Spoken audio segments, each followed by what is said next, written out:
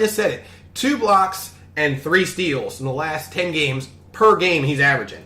You talk about a win against the Kings. 36, 6, 1, and 1 steal, or excuse me, 1 block and 2 steals in that game. The Suns, 44 points the other night.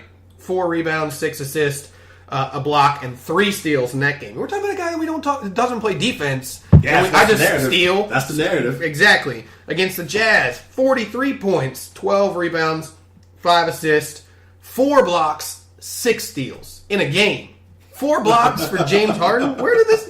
What is... I honestly read the stats. He doesn't play defense. I honestly read the stats and was like, I must be... Maybe I need to change my contacts or something because these numbers just don't look right.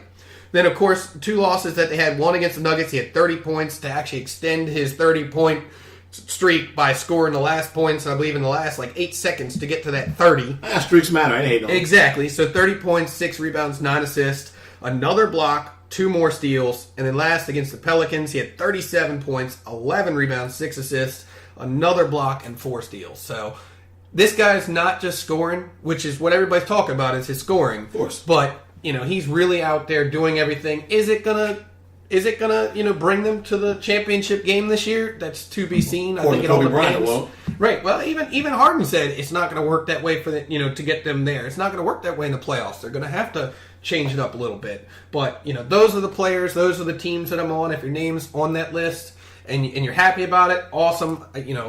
But if your name's on there and you're not happy about it, show me something and pull your name off next week. That's what I'm talking about. Ladies and gentlemen, that is Patrick Hilwig with the Hilwig Report.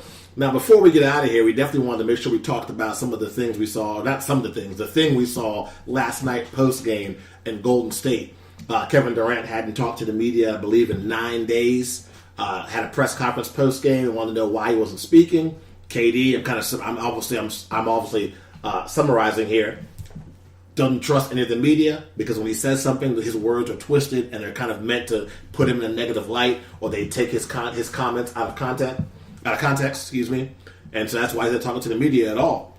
After he finished talking to the reporter, the next question was, the team won, I think, by 30 last night or something like that crazy. How do you feel the team is playing? I don't believe you. You don't care about us. I'm done. He got up and left.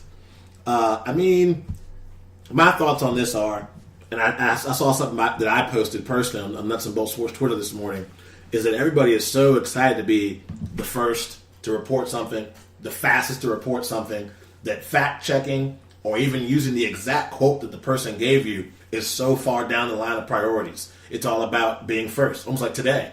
I was triple-checking, double-checking things before I tweeted or posted a trade or a signing, because you lose credibility really fast doing that. And you lose credibility extra fast when you take things and run with them. If a guy says something like, I don't know, I really enjoy a large slice of pizza. He's going to New York. He likes big pizza. That's what we sell. That's not what he said at all. And when you start doing that over and over again, of course the players are going to lose trust and they're going to lose faith in you being able to do your job correctly. And also another thing too is a lot of these reporters, no disrespect, you're asking the same questions over and over again. It's repetitive. We're at the All-Star break. And every day this guy's being asked by somebody, what are you going to do in the offseason? What are you going to do in the offseason? Whether it be a male, female, black, white, Asian, Hispanic, whatever, the same questions coming day after day. And you can say, well, they're paid such a large amount of money. This is their job. Deal with it. Come on. At some point, you got to figure out something to ask these guys. You got to figure out a question that's going to spark a real honest response. And if you do get that kind of response, you can't change the person's words around to make it fit your narrative. Not everybody does that, but a lot of people in the media do that. And that's the reason why you're seeing things like this come from players. And then the last thing I will say, too, it's been proven by some of the comments you see in the past. I hate to say it as a fellow DMV resident, but KD's a little sensitive, too, man. He's a little sensitive. You can say the littlest thing and it will spark a reaction from this guy. People that shouldn't even be on his radar as far as people that matter can say something. And this guy, either via burner account or to your face, is coming right back at you as if you're on his level, and you're not. He's got to be able to rise above that kind of noise. That's just kind of my feelings on the whole situation. Yeah, I think it's kind of tough to have somebody continue to ask you a question about something that you have no control over whatsoever. They're talking about where is he going to go next year. They're talking about, is he going to New York and this and the other. And he's like, look, Did you see the game? Can we talk about the game? And they don't even want to talk about that. But that's what he's paid to do. He's paid to play, and you're paid to do what? You're paid to report on the game. And I think where it's coming to what's coming into it for KD is he's just getting frustrated, and I understand why, but I also think, like you said, you're an athlete. You're a professional athlete. You're paid more than those reporters. You're paid more than most people in the entire world when we talk about some of these astronomical contracts and what they're getting. And I'm not saying that means you have to suck it up, but I mean, like you can't just blow up on somebody because they asked you a question that you didn't like or you were frustrated about or something like that.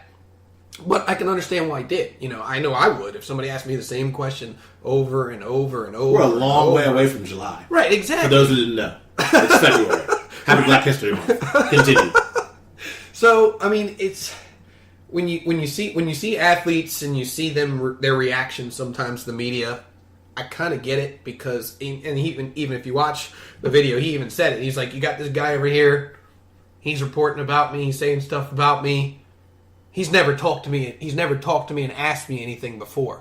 He reports on it without talking to me or asking me or, like you said, not necessarily. It's fact checking, but it's more or less just checking the source. A lot of times you and I, when we're doing our research, you can't tell me you haven't been looking up something online and you read something. You're like, oh my gosh, this happened, and then you read it and you're like, oh, I don't know who the source is, so I can't really say this because I don't know if it's a credible source. Yeah, or absolutely. A lot of times. So many articles I've written like that, yeah. Right, I mean, because the internet, man, you can write any article you want about anything.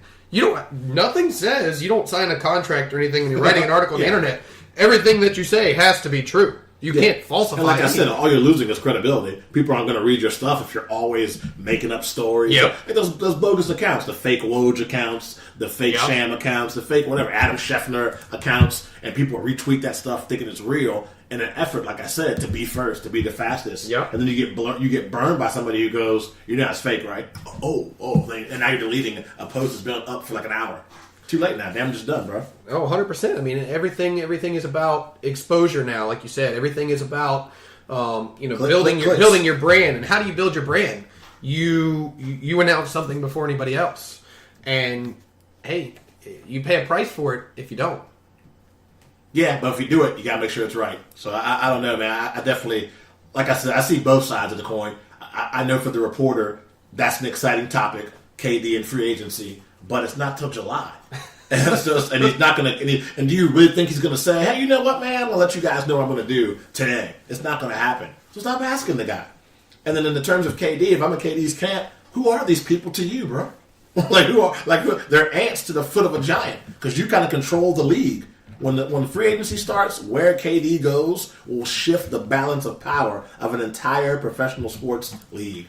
So why are you letting a guy or girl, whoever, from Bodunk newspaper or blah blah blah.com affect you that bad? You just gotta kind of know how to control it, man. And like Michelle Obama said, you gotta rise above and like water on a duck's back on that situation. It's kind of where I look at it. I have nothing to do with the Knicks. I don't know who traded Porzingis. They got nothing to do with me. I'm trying to play basketball. Y'all come here every day, ask me about free agency, ask my teammates, my coaches, who rile up the fans about it. Let us play basketball. That's all I'm saying. And now when I don't want to talk to y'all, it's a problem with me. Come on, man. Grow up. Grow up. Yeah, you grow up. Come on, bro. I come in and go to work every day. I don't cause no problems. I play the right way. Or I try to play the right way. I try to be the best player I can be every possession. What's the problem? What am I doing to y'all? Yep. Well, one thing I had it in my notes, and I kind of looked it over, and before we get off, I definitely had to mention it. We want to congratulate, of course, LeBron James, all-time scoring leader, number 5, 32,000 points. I know he's probably over that by now because when I did the notes and everything, it was a few days back and everything. But definitely, you got Kareem Abdul-Jabbar, Karl Malone, Kobe Bryant, Michael Jordan, and now LeBron James at over 32,000 points, 5th overall in all-time scoring in the NBA. So I definitely want to throw that one in there before we get off, before I do forget. Nah, that's phenomenal. That's awesome. We are 3 minutes away from a NBA All-Star Draft. We don't want to miss that either. Wonderful show, exciting day today. I mean, Pat and I all day today texting, throw away this page of notes, do it over again. I want to thank you guys for checking us out and tuning in. Don't forget to subscribe. Catch us on Google Play, iTunes. Just search Nuts and Bolts Sports. If you're on Google Play, search Buckets and Dimes. Like I said, I'm heading to Charlotte for the All-Star game next Thursday. I'm Joe Cardoza. He's Patrick Hillwig. Until next week, peace.